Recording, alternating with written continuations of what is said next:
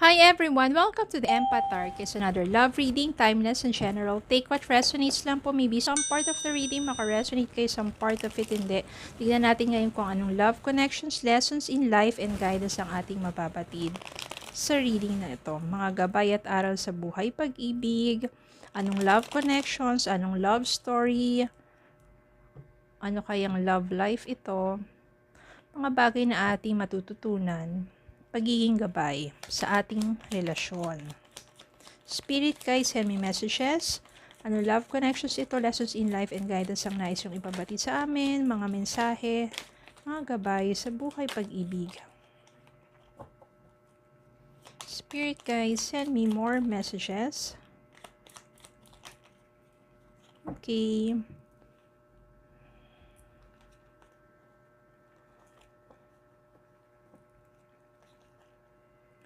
Two of Cups, the Chariot, King of Cups, Seven of Wands, the Hierophant, Five of Cups,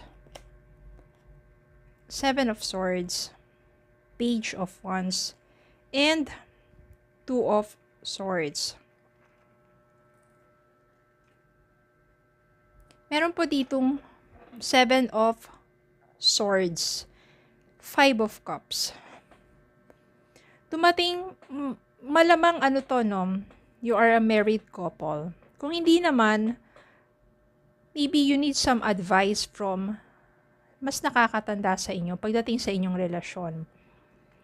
Meron kasi dito na maaring nag-cheat sa inyo ang person ninyo. Nag-cheat, pwedeng merong third party, or nag-cheat, meron lang siyang mga hindi sinasabing katotohanan sa inyo. Pwede naman na hindi naman involved or wala namang third party, pero yung mga kasinungalingan lang, yung mga katotohanan na hindi niya masabi sa'yo. Pwede kasi, di ba, yung ibang relasyon, magkarelasyon, ayaw nilang madama yung partner nila sa problema nilang kinakaharap. Kaya itinatago na lang nila sa sarili na yon, hindi nila sinishare. Parang para sa'yo, masakit nga naman yun kasi partner kayo diba? Kahit nasabi mong at least moral support, makatulong ka sa kanya kung ano may pinagdadaanan niya. Pero naman iba talaga, nakagawa ng kalokohan, third party, kasinungalingan, cheating. Ngayon, umalis ka sa taong to, nakipag-break ka sa taong ito, kasi napakasakit ng ginawa niya sa'yo. But then, lumipas ang panahon, maaring tong person mo, pinayuhan siya ng kanyang mga magulang, mas nakakatanda sa kanya na bakit ginawa mo sa kanya yun. Napakabuting tao nyo, napakaswerte mo na sa taong yun, bakit ginawa mo pang lokohin. Maaring natauhan tong taong to sa iyong pag-alis, sa inyong paghihiwalay, tong taong to nakaramdam ng matinding pagnanais na muli ka makasama. Nandun na niya na feel lahat ng regrets sa kanyang mga nagawang kasalanan sa iyo. Nandun na yung lubos na pagsisisi, lubos na kalungkutan dahil wala ka na. Is it too late pa ba? Is it too late na ba? Pinayuhan siya siguro. Tanggapin mo yung pagkakamali mo, humingi ka ng patawad. And this person, magpupursige yan para muli kang suyuin, para humingi ng patawad, para ipaglaban pa niya yung love and to ask forgiveness. Maybe marami siyang natutunan sa bagay na yon. This person becomes mature, responsible, at nandun naman talaga yung love niya sa'yo. Nagkamali lang siya minsan, nang bumabalik siya sa'yo. Ang hirap para sa'yo to decide, babalikan mo pa ba tong taong to o hindi na. Patatawarin mo pa ba siya o hindi na? Magbibigay ka pa ba ng second chance or hindi na? But you love this person.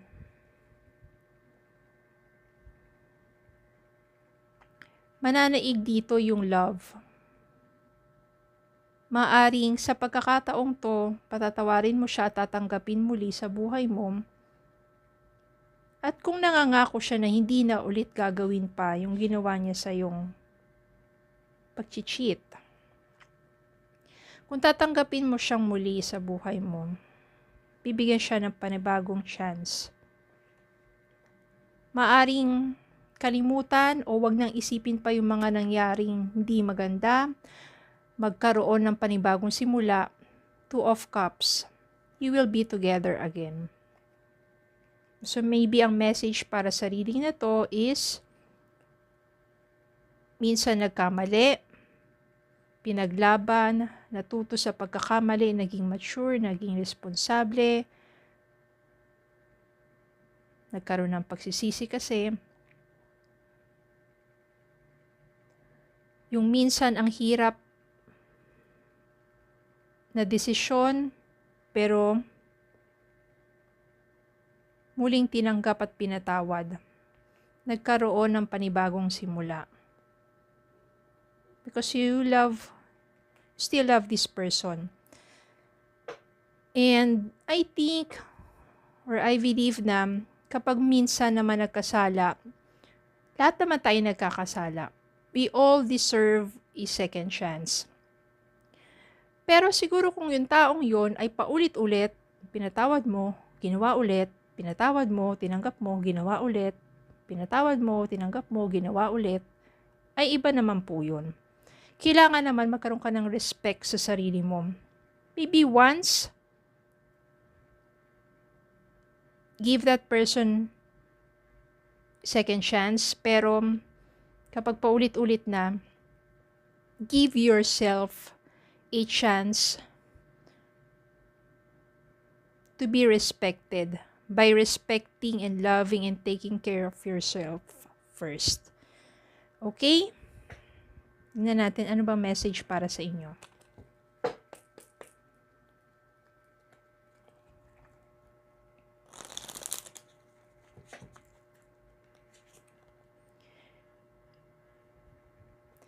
Difficulties, jealousies from others may serve as obstacle to the success of this connection. Patience. Some things still need to be dealt with for this connection to manifest. Patience daw. Express your love. It is important to let people know that you love them. You have nothing to lose. Express your love. Ganun talaga minsan, mga pagsiselos, di ba?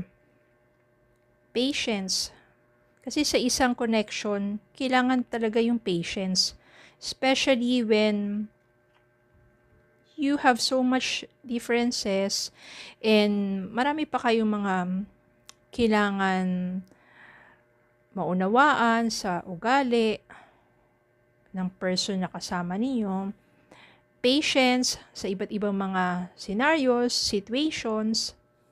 Patience talaga pagdating sa love. Pero meron kayong pagkakataon to express your love with your person.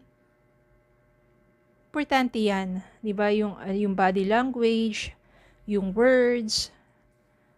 Importante yan na dapat palagi ring maririnig ng bawat isa yung love nila sa isa't isa. Okay, so yun lang po. Maraming salamat po for watching. Please don't forget to like, share, comment, subscribe, follow on Facebook and TikTok. Have a good day po and God bless.